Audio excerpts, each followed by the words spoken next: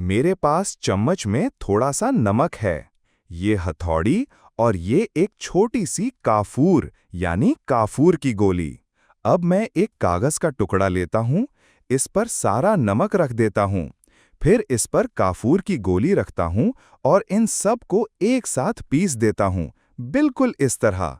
अब हमें क्या नजर आ रहा है? हमें एक सफेद रंग का पाउडर नजर आ रहा है। अच्छा, अब अगर मैं आपसे पूछूं कि क्या आप इस पाउडर में से काफूर को नमक से अलग कर सकते हैं, तो क्या ये मुमकिन होगा? नहीं ना, ये काफी मुश्किल हो जाएगा, क्योंकि काफूर भी सफेद है और अब ये मुकम्मल तौर पर पीस दिया गया है, और नमक भी सफेद है, तो अब दोनों में फर्क करना आसान नहीं रहा। तो फिर सवाल ये है कि एक ठोस मादा यानी काफूर को दूसरे ठोस मादे यानी नमक से अलग कैसे किया जाए? तो इसके लिए हम एक तरीका आजमाएंगे।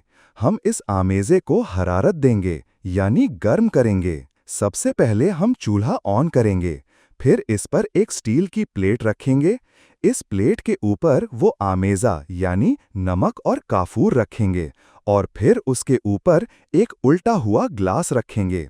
अब देखते हैं क्या होता है। हमें इस ग्लास के अंदर सफेद धुआं नजर आ रहा है ना? ये असल में काफूर के बुखारात हैं। काफूर एक ऐसा मादा है जो बराहे रास्त ठोस से गैस में तब्दील हो जाता है।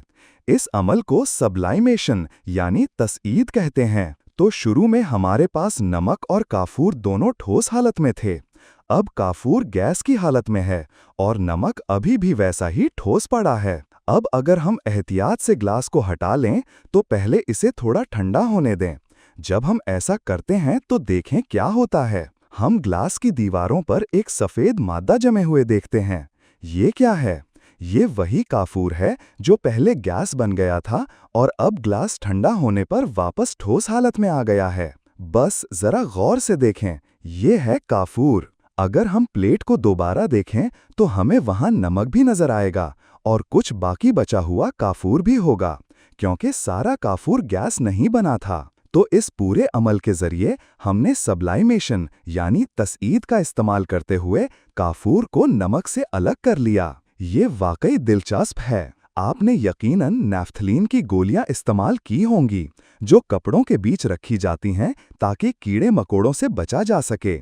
ये भी काफूर की तरह बराहे रास्त गैस में बदल जाती हैं। जब ये गैस बनती है तो ये कीड़ों के लिए नुकसानदाह होती है और इस गैस से कपड़ों के इर्द गिर्द एक हिफाजती दीवार बन जाती है, जिससे कीड़े करीब नहीं आते। तो देखा, साइंस हमारे इर्द गिर्द मौजूद है, रोजमर्रा की छोटी छोटी चीजों में भी। सिर्फ काफूर या नैफ्थलीन नहीं, बल्कि साइंस की मदद से हम अपने रोजमर्रा मसाइल को भी बड़े दिलचस्प अंदाज में हल कर सकते हैं। वाकई साइंस कमाल की चीज है।